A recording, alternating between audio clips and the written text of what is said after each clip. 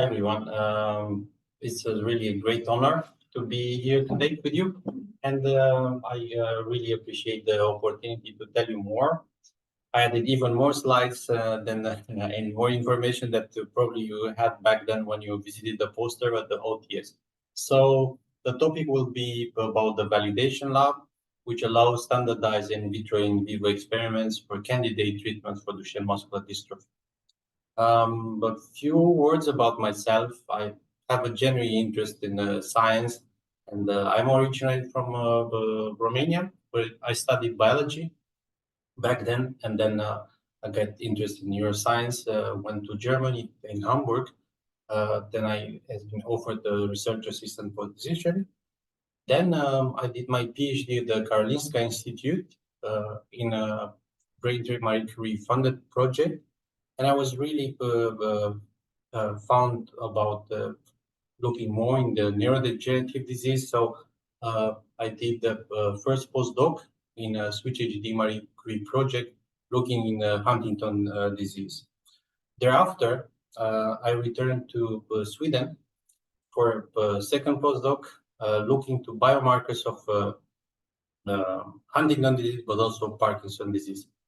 And as 2021, I'm the coordinator of the validation lab at the Human Genetics UMC. So you can call me that the person that already would like to go over the fence and see what's going on in terms of the genetics. Here, the human genetic department in Leiden University, we are interested in Duchenne muscular dystrophy, which is human disease caused by the mutation the DMD gene is very severe, cause muscle degenerative disorder. I mean, due to loss of dystrophin, you'll have the muscle tissue loss that will lead to muscle weakening. There are several mutations. You have here on the scheme different mutation that can appear. But looking back at the pathology, you will see, and I try to point out here that will lead to increase of calcium. I hope the pointer let me. Here, increase of calcium concentration will lead to muscle degeneration and also impaired regeneration. But we should not forget from the equation that the lack of dystrophin will lead to continuous muscle fiber damage, which itself will lead to inflammation, with effect on the muscle degeneration, but also impaired regeneration. Altogether, that will affect the muscle weakening, cardiac problems, respiratory function, and unfortunately, but the second or third decade of life will cause death. In terms of the therapeutics, exon skipping therapeutics is very well summarized on the review by Galina and Annemieke back then in 2023. What we can also say that a lot of things have been going on so far. For example, the Entrada clinical trial already started in September 2023, and then we are expected to see already some results very soon from them. There's a DYNE clinical trial which is ongoing, and also Avidity already started. So you see that in the already clinical trials work on the exon skipping therapeutics. Now further on, it's like why the validation lab? Back then in 2015, Duchenne Parent Project Netherlands decided to create this validation lab because there were like no independent lab to perform standardized, under standardized and optimized protocols, such experiment in the Duchenne field, and had been created. And since then, we use different DMD cell lines, as you can see highlighted here for the in vitro studies, but we also have various also humanized DMD mouse models for the ex vivo, but also for the in vivo experiment. Now, we, as a validation lab, we provide laboratory expertise, help with the study design, but also advanced data sciences.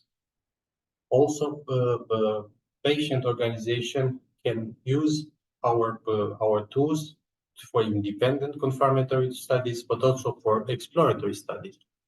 Nevertheless, for the academic groups, it's free, while there is a fee for commercial partners.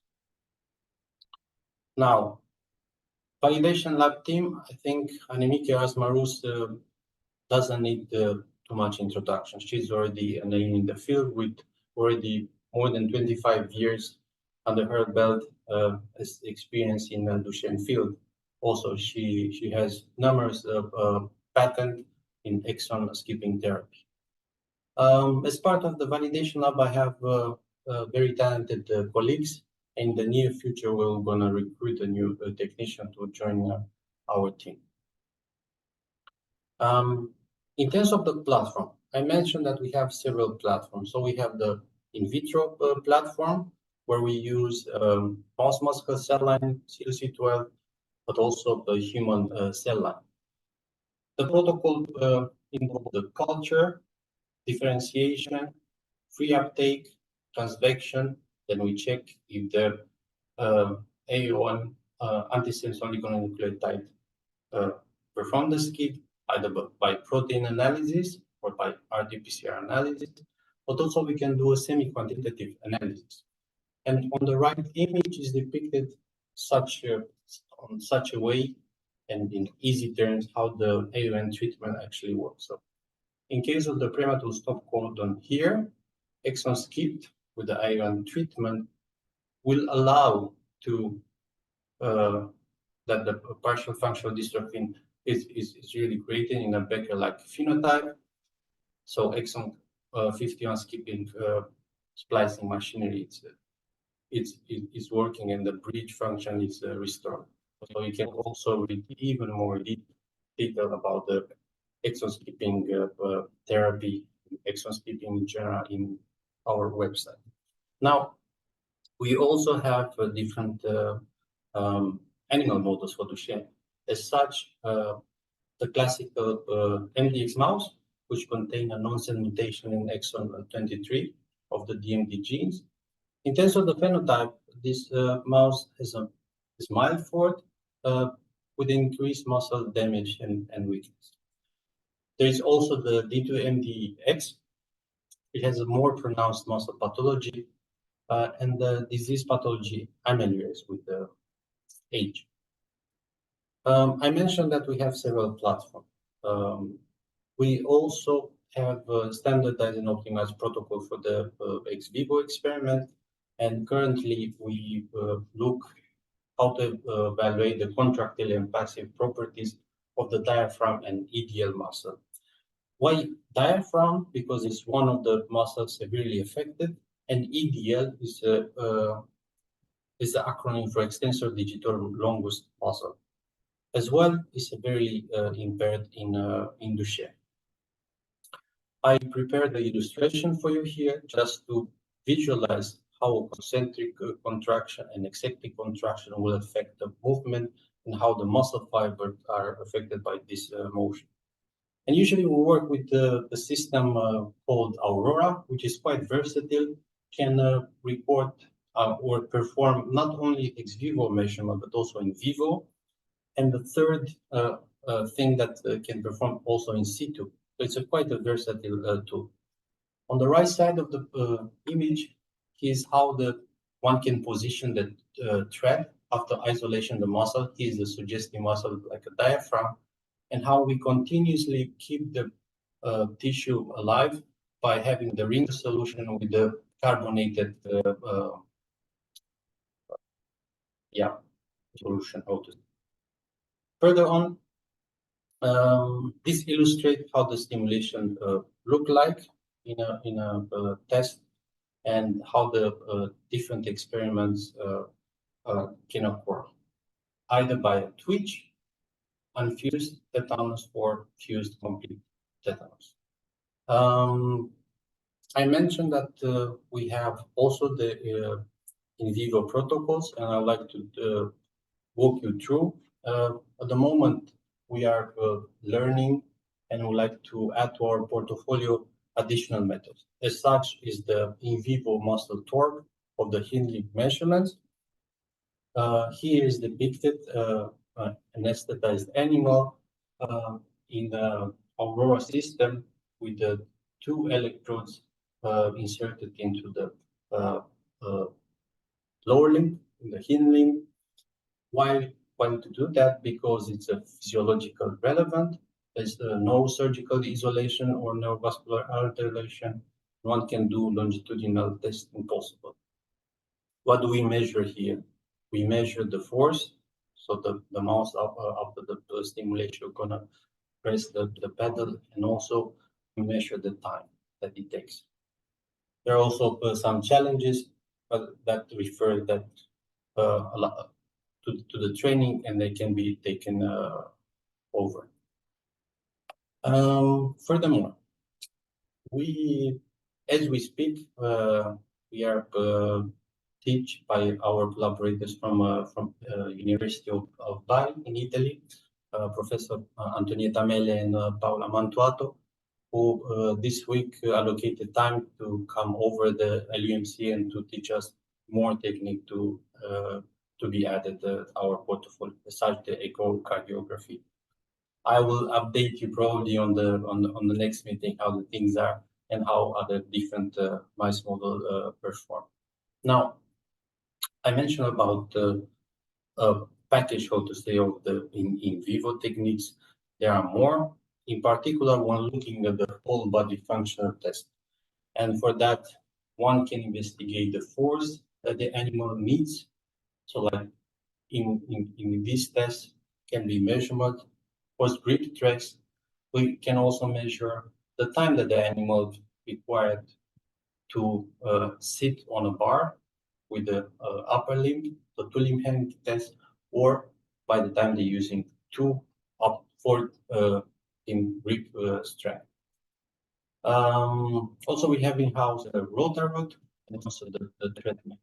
Why I'm mentioning this? Because already the standard operating procedure are available online on the hDMD neuromuscular network, and the independent researcher can perform such a experiment.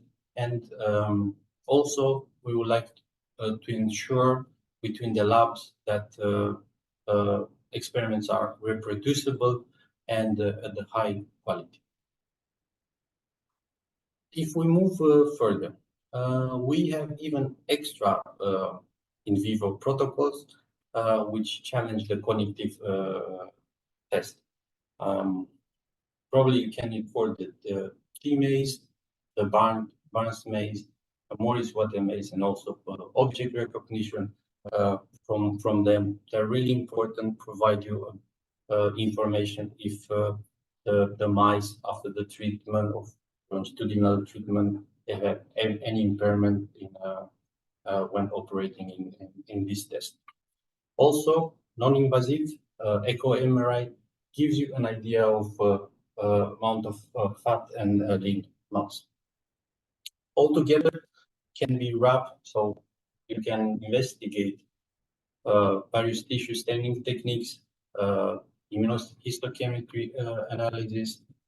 One can also measure muscle physiology, as I briefly presented in the slide, but also in different strain. One can perform the natural history of the disease, look on the effect of local or systemic treatment, compare different treatments, but also one can collect various organs and do different muscle samples. I mentioned the humanized model. So I talked the MDX, D2 MDX, but we also have in-house the humanized model, the D2 MDX. In this case, the humanized model contains the human dystrophin, the mouse dystrophin negative background, which will allow us to test human-specific gene and RNA targeting therapies. So in this case, there are compounds that target exon 51 or 53 that can be tested without any problem. As a highlight, I think we are in a really singular position because we have the other humanized models for Duchenne muscular dystrophy due to very nice collaboration that we have with Peter Hohenstein and his group. So there are deletion 44 mouse, and on this the update is that the colony has been established. Exon 45 skipping restored the dystrophy. Deletion 45, the colony is established. Exon 44 skipping works.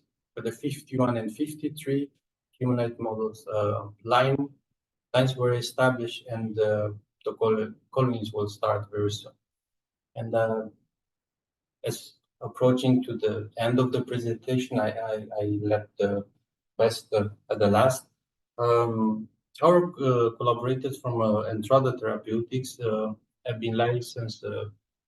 Licensed them two humanized model, deletion 44, and they use the platform, the endosomal escape vehicle platform in this test. So they injected either saline or EEV conjugated PMO 45 intravenous, and after 2 weeks they harvest this heart, diaphragm, and gastrocnemius that you see in the slide.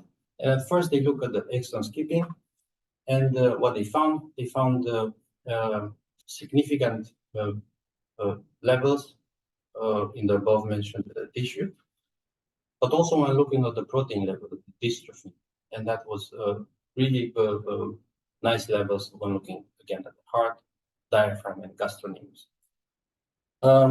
They also look in another humanized DMD line, the 45, and here again they use similar protocol, IV injection on the EEV PMO 44.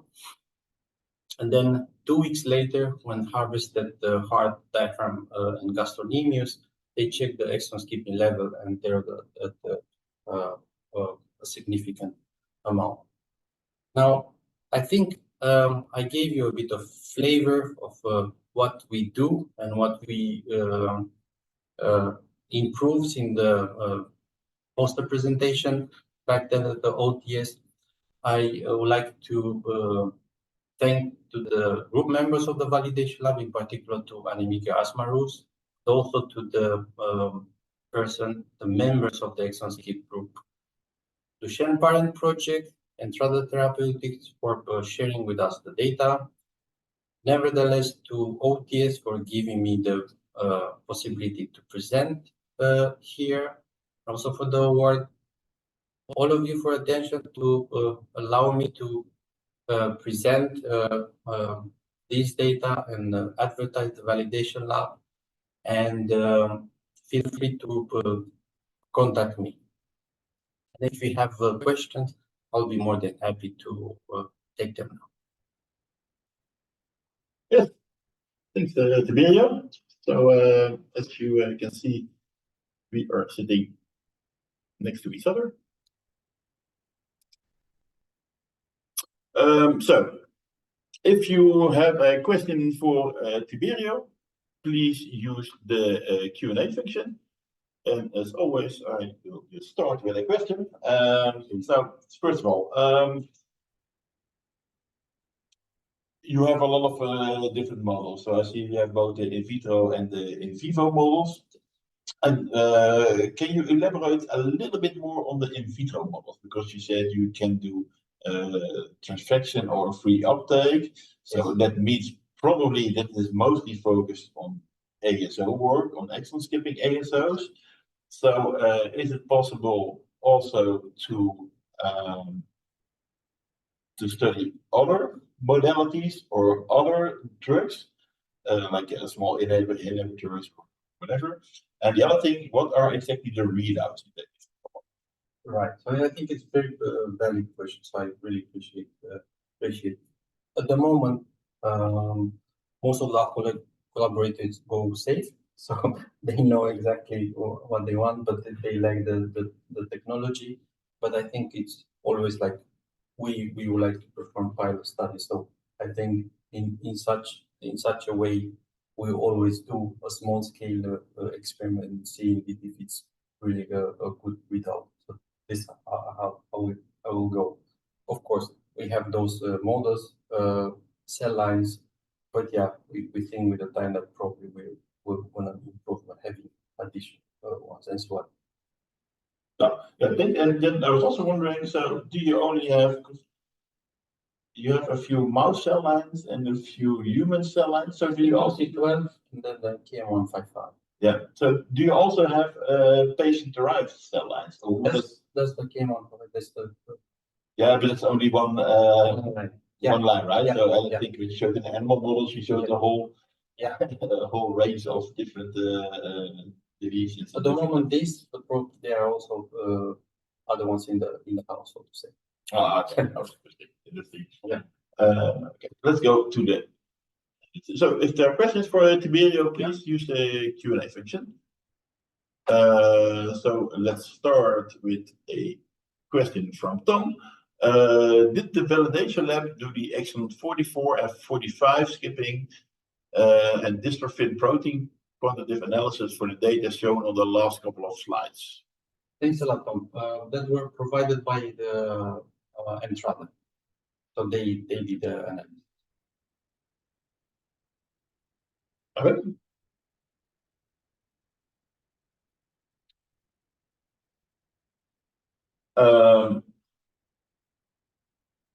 Also, so it might be a little bit of a similar question that I asked before, because I think you showed a lot of super cool animal models, and I think you know I also made a few animal models, and it takes like a year or years to have these models. Exactly. So, is there already any natural history study, natural history data on these animals, and can this also be used as an outcome measure? Yeah, thanks. Great question. So, as you know,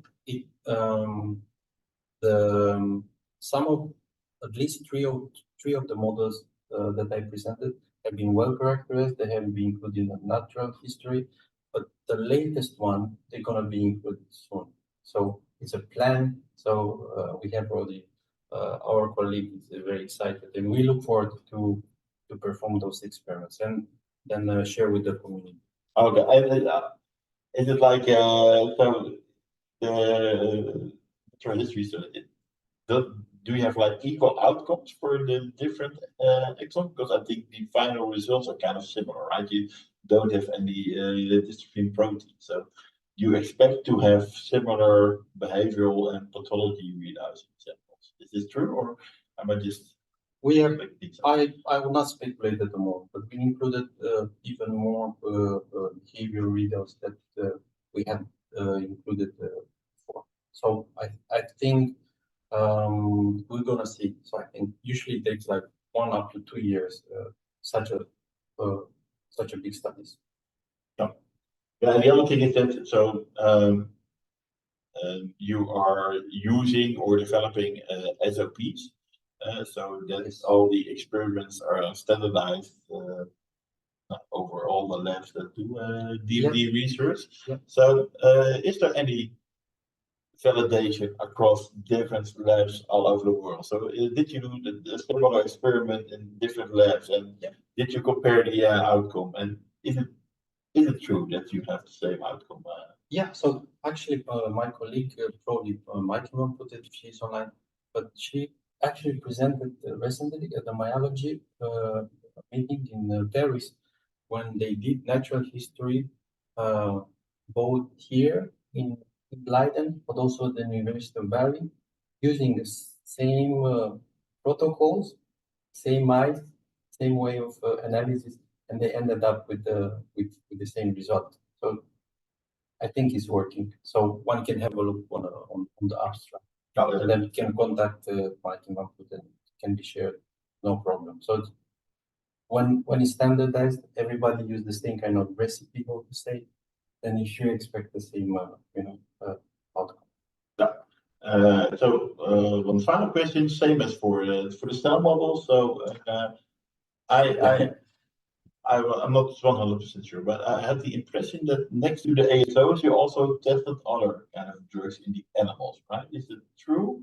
And do you see any effect of other kind of drugs? So every collaborator has his own chemistry, how to say.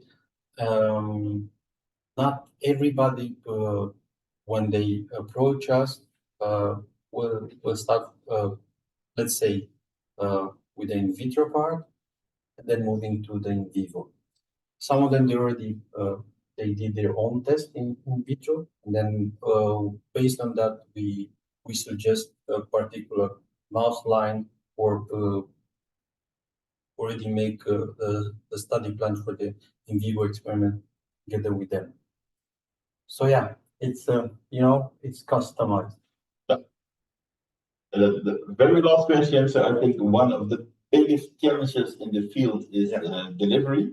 Yes. Especially delivery into the muscle. So how efficient are your delivery methods? Yeah, so very, very good question. So there are different ways of delivery. And I think we try them all. In my experience, what works so far is the IV. If you want to look local, then you do intramuscular, but that will not be generalized. So depending on the compound, the chemistry itself, then you have a particular way of administration. This is what I can say. I see an error there. So can you just give me a percentage of skipping, what you see on average? Is it a few percent? Is it 10%? Is it 50%? I mean, you've seen from the report from Entrada. I think exon skipping it goes. I think was about 60, if I'm not wrong. So that's in vivo. So it's really impressive. It's really the chemistry that really matters. So IV is one way of going.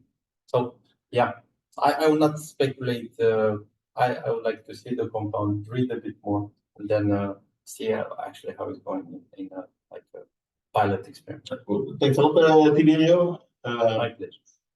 And if there are any follow-up questions for Tiberio, please contact Tiberio via email, or you can contact us.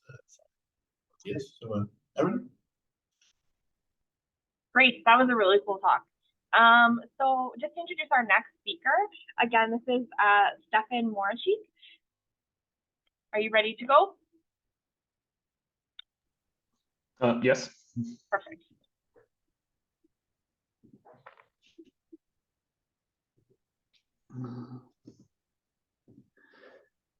Okay, so hello everyone.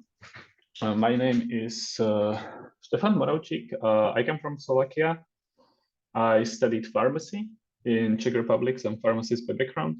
Then I did like 2 years, kind of like a gap in industry. And since late 2019, I am a PhD student at ETH in Zurich. And yes, today I will briefly describe my PhD project, which is titled Novel Approach for Site-Specific RNA Methylation Using Short Modified Oligonucleotides. So here you can see that there are like many different RNA modifications, and pretty much more than 170 RNA modifications have been identified up to date last year. And most of the time they are introduced either post or co-transcriptionally by a variety of enzymes. And pretty much for each modification, there is an enzymatic machinery that introduces this modification. And what I'm interested in, it's specifically, it's an N1 methyladenosine.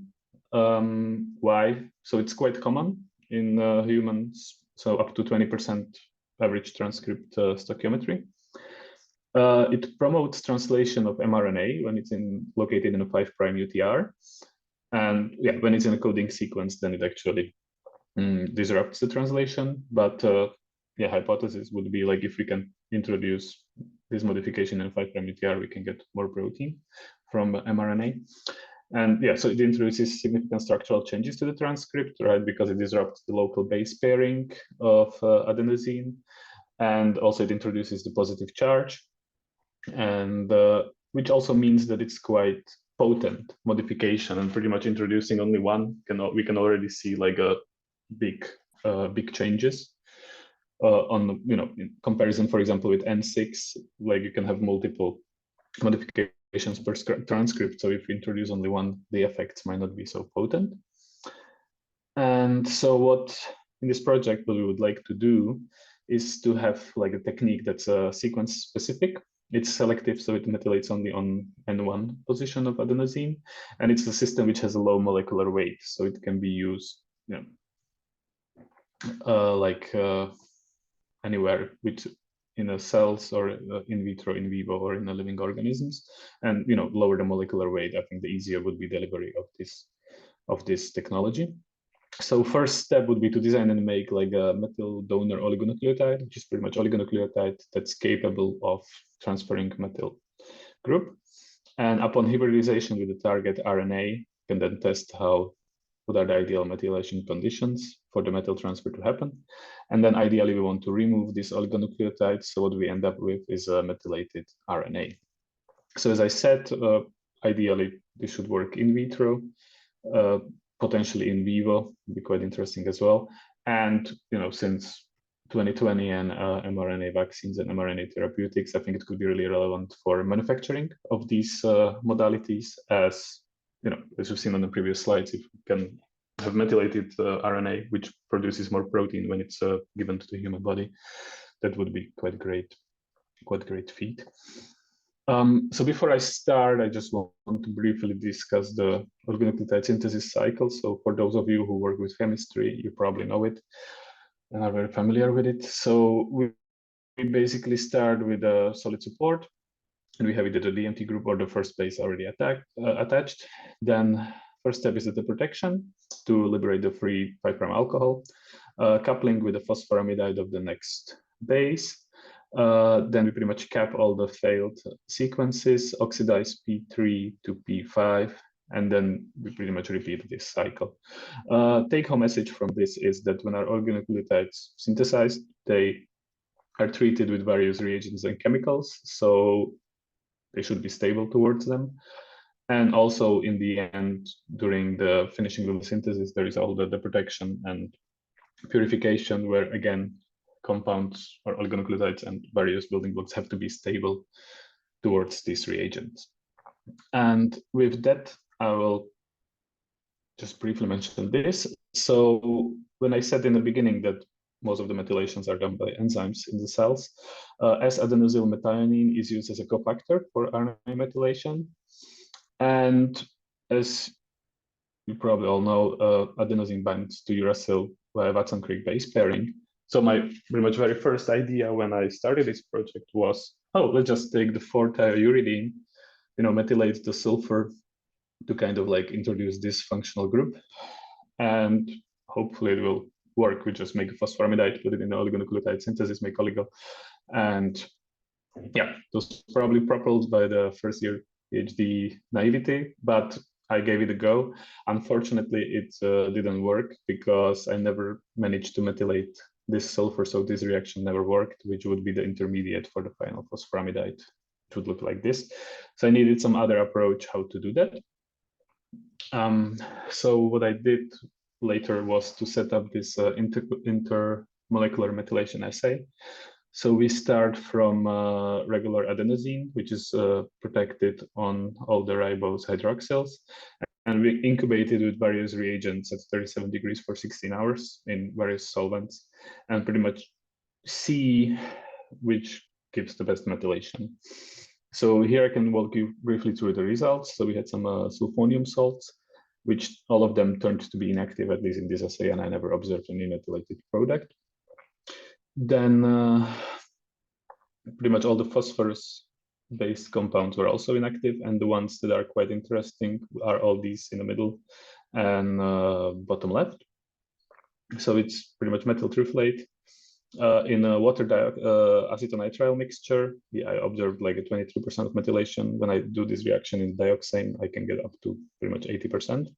What's interesting, at least from my perspective, is that if we have some electron withdrawing group attached to the sulfur, we can see that both these molecules have like a very high methylating activity in dioxane. But when we don't have electron withdrawing group attached, while the activity in water and acetonitrile mixture stays very similar, the activity in dioxane drops dramatically. So here, basically judging or like looking at these results, I think it's important to pretty much have something that shows some activity, but not too much, because we pretty much want the oligonucleotide to be stable and then only methylate the target RNA upon hybridization, and not just immediately methylate everything that it meets during this journey towards the mRNA.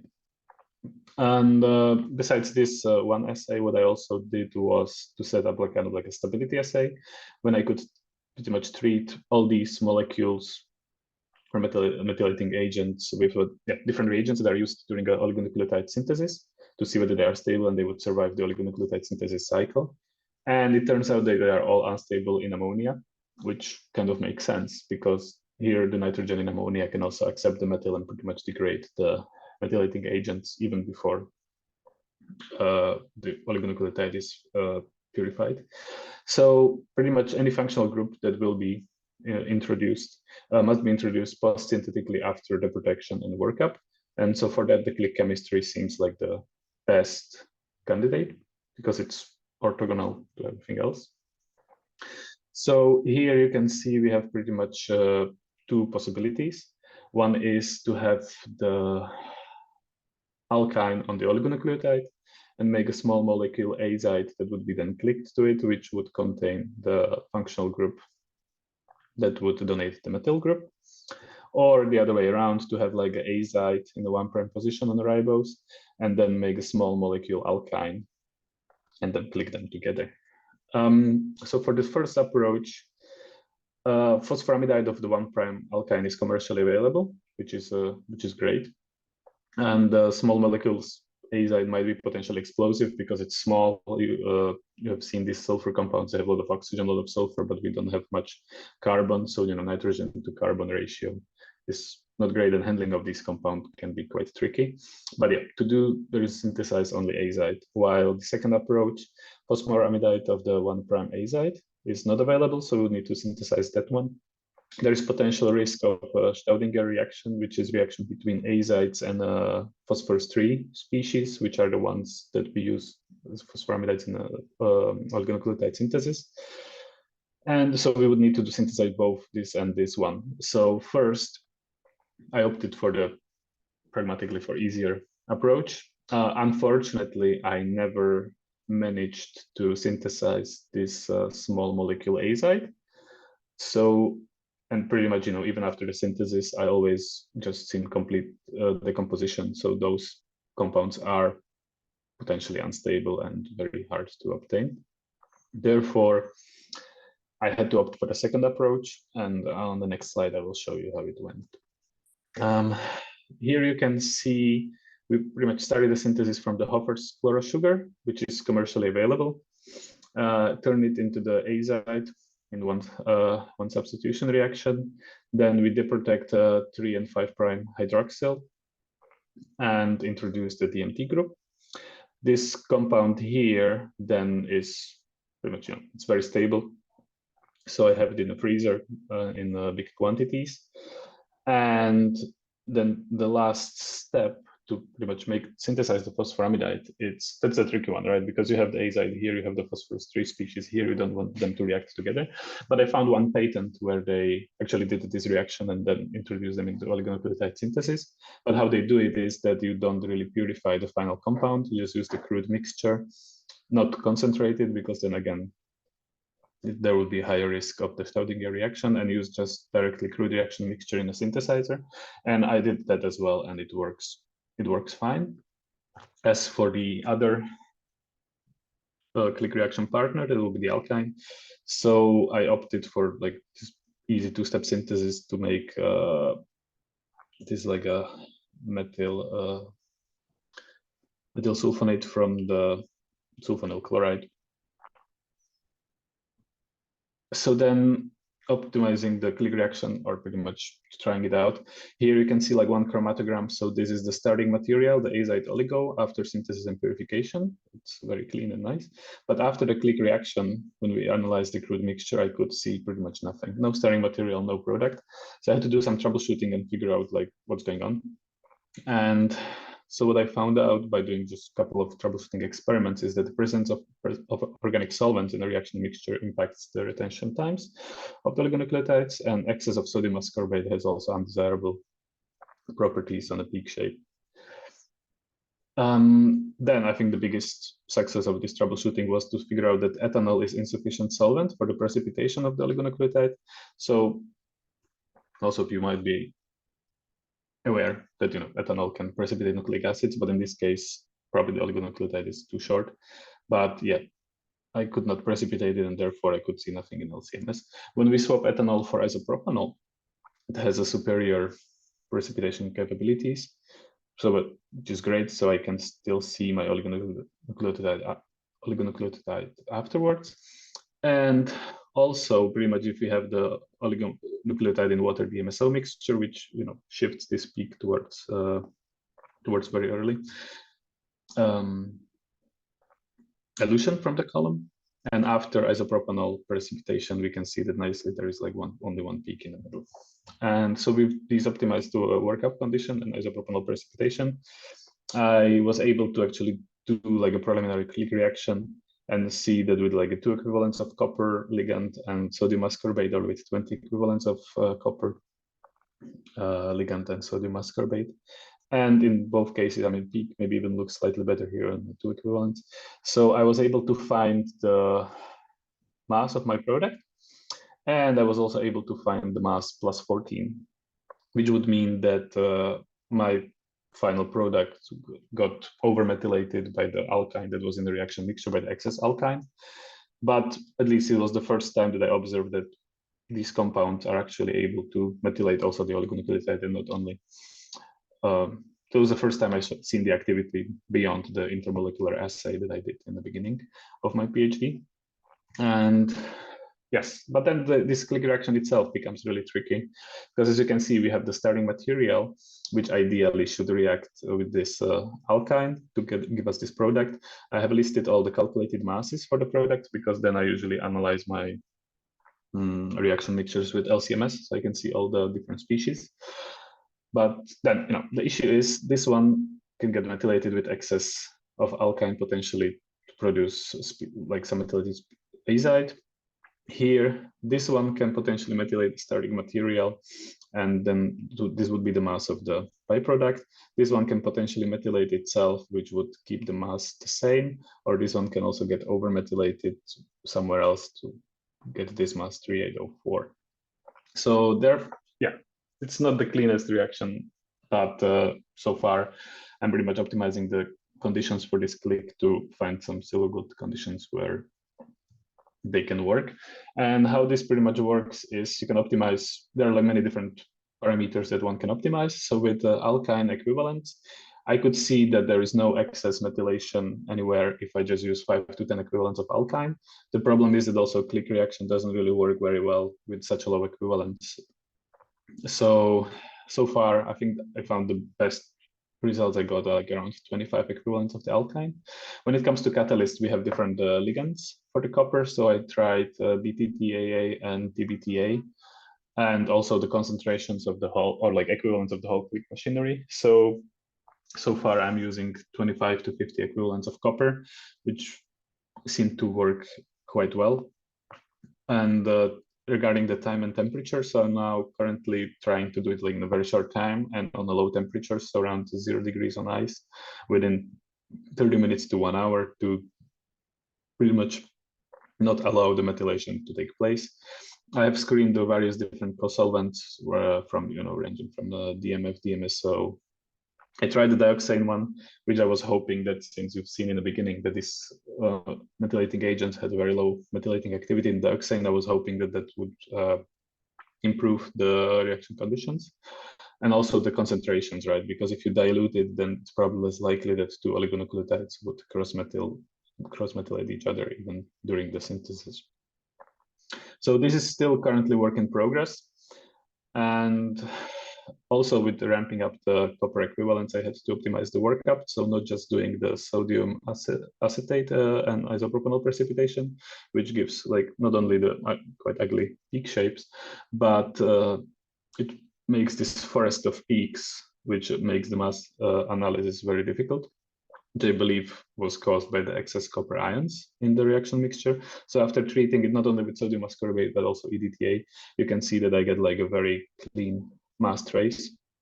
And also the peaks are more well resolved, so you can see or like analyze which one is which. I also tried to synthesize this shift base, which was also published in the literature that it can make complexes with copper. And it should be not soluble in water, but soluble in isopropanol. So I was hoping that this is even better, because here copper still stays dissolved in my sample when I inject it on LCMS as an EDTA complex, but in this way it should be just gone. But you can see the peak shape is not great, likewise as in the first example, but mass at least looks slightly better. But in the end, I stick to the EDTA workup conditions. With that, I will just give you like a sneak peek of one spectrum, how it currently looks like. So here, 3649, we can see that that's the starting material. The peak I'm interested in is this one. So that's the actual product that we want to see. This is all the self-methylated products, so they're not active anymore.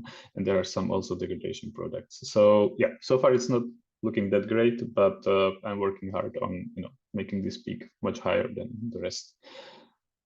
Furthermore, when we obtain this oligonucleotide, we have designed and synthesized the target library. So here the biggest curiosity we have is is a full complementary necessary? So here would be the methyl donor, and here would be the adenosine of interest, or shall we introduce some mismatches either like upstream or downstream of this methylating site, or probably some little loops and bulges to kind of give the active side a little flexibility. So we have all these oligos in the freezer. So when the click reaction is optimized to the decent yield, this will be tested against the library of targets to see which one methylates the best. Yeah, so that's pretty much brings me to the end. So to summarize, the methyl donors are unstable in ammonia and therefore must be introduced post-synthetically. Small molecule azide and methyl sulfonates or sulfates are not synthetically accessible, so those were the ones that pretty much always decompose during the synthesis. 1' azide phosphoramidite was successfully synthesized and incorporated into oligonucleotide. Click reaction protocol is being optimized, and synthesis of target RNA is also finished. And outlook for the future, so it would be to perform the methylation experiment on the library of targets, then investigate the toe-hold displacement method for oligo removal, because as you can see, like as I mentioned in the beginning, right, we want to then after methylation, we want to remove the oligo, so it doesn't have any blocking or antisense effects. So that's pretty much the third step. Then also to try and methylate the actual mRNA and not just short oligonucleotides. And since pretty much here in the alkyne, the methyl that would end up on the adenosine is introduced in the last step, and it's from a methanol, it gives us also new opportunities. So instead of just regular methyl, we can have a C13 labeled one, we can have the deuterated one to do some isotopic studies, or even for NMR. With that, I'm coming to the end, and I would like to thank Professor Jonathan Hall for allowing me to do PhD in his lab, Professor Catherine Lang and Professor Nicholas Linsinger, who are members of my PhD committee, and they provided and are still providing valuable input for this project. Members of the Hall lab for valuable discussions and a good time in the lab. Oligonucleotide Therapeutics Society for giving me the opportunity to present this project. Also all of you for your attention, and funding bodies for supporting this research. So Swiss National Science Foundation and NCCR RNA and Disease platform. Thank you very much.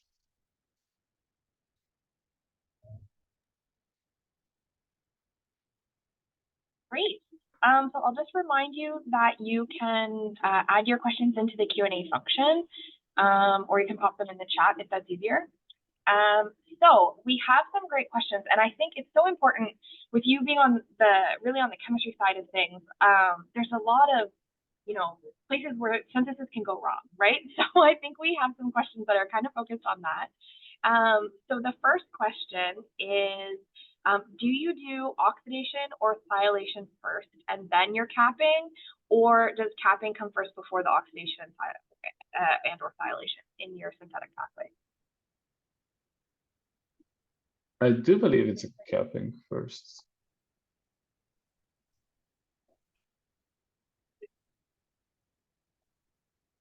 Yeah. Okay. I mean, that makes sense in my experience. So if that's what you're remembering, that makes sense to me. Okay. Our next question is, they say, nice work. Did you remove the solvent after the synthesis of the 1' azide phosphoramidite, or did you use the reaction crude from the phosphorylation in the synthesizer? Yes. So I didn't. Yeah. So that's this reaction here. No, I didn't remove the solvent. No. So I think what's very convenient about this reaction is that I pretty much started my oligonucleotide synthesis, and within 2 or 3 hours, I stop it because that's where the position of this amidite should be inserted. And at the same time, I start this reaction, which again takes 2-3 hours. Only thing I do is aqueous workup. So while I still have it in a DCM, I just wash it with sodium bicarbonate twice and brine twice. Then the reaction mixture is passed through magnesium sulfate and then injected directly on the synthesizer for the respective coupling. Okay, great. And so just that wraps up the questions that we have. I just have another one, kind of a general one. So in our lab, we have an automated synthesizer. And so the steps are set. We can kind of modify, kind of not, but we're not really doing as much kind of this hands-on modification.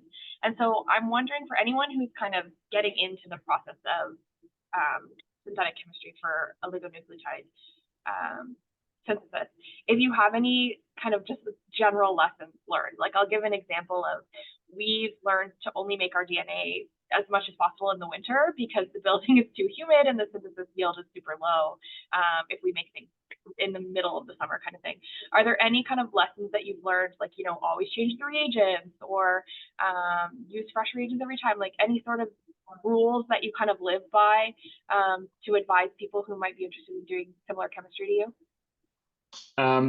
I'd say for me personally, the biggest lesson I would say is that if you can buy it, just buy it.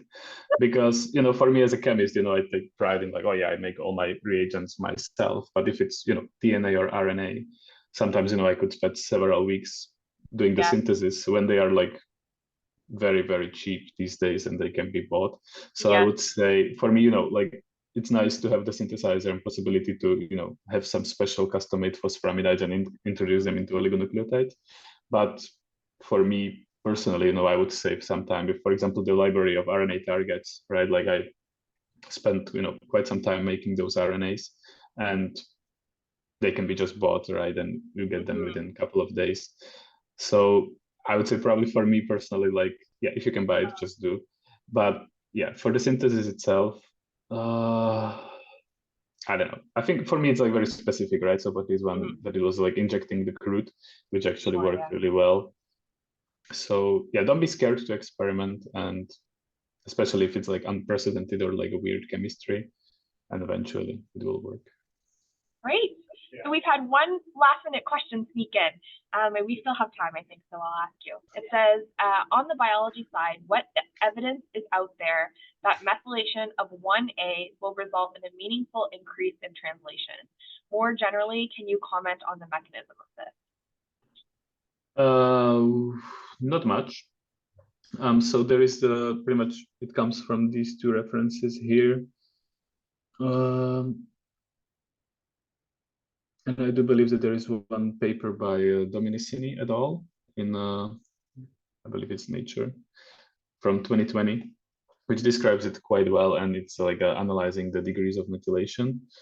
So from top of my head, I mean, the mechanism that's behind it should be that pretty much when it's in a 5' UTR, it helps to unwind the secondary structure of RNA. So therefore the ribosome can more easily load on mRNA and then proceed with the translation. But yeah, I mean, there are references describing this, but I don't have anything specific on the slides to support that. Great. We have just one more now. So what is the coupling efficiency with the azide phosphoramidite? It's like usually when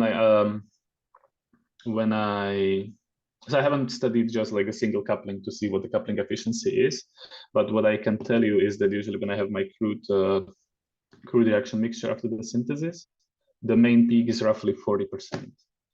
So, and majority of the failed sequences is the failed after the azide step. So I would say it's roughly then 40 to 50%. Can I ask one question?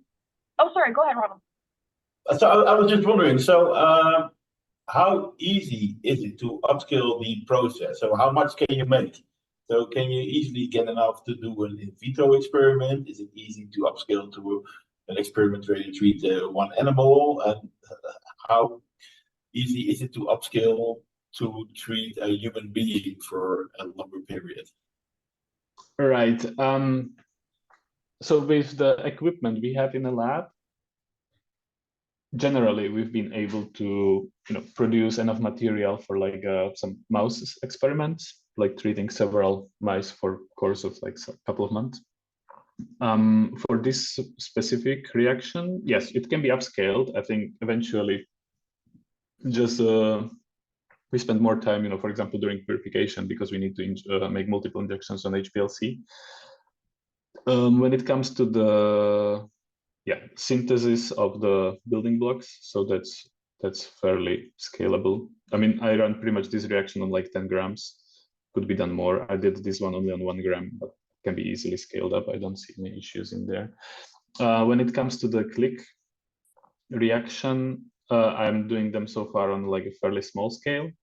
And I think the biggest limitation for scale up here would be the workup with the isopropanol precipitation. That's pretty much my reaction mixture is usually like 50 to 70 microliters, and then I add 1 ml of isopropanol, and then I spin down the samples, right? So you can imagine that you can potentially scale this easily, but then if you need to centrifuge something which is 1 liter, it probably becomes more tricky. So in here, yeah, the scalability is probably yet not great, or I mean, I had never tried it, but I'm quite sure that it's enough to make amount for like, say, like one mouse experiment, so it would be possible. I think I give the bird back to Erin. Great. Well, thank you again, Stefan and Tiberio, for really engaging talk today. I just want to remind everyone that we do have another webinar coming up next week on the 23rd, and this is Awardee Goyenvel, and so she will have a great talk. If you really enjoyed this webinar, if you think that your colleagues will really enjoy it, please do share the link once the recording is up. And again, I just want to thank both of our speakers and Ronald for having such a great session. Yes, thank you, and see you next week. Yeah, thank you very much. Bye-bye. Bye-bye.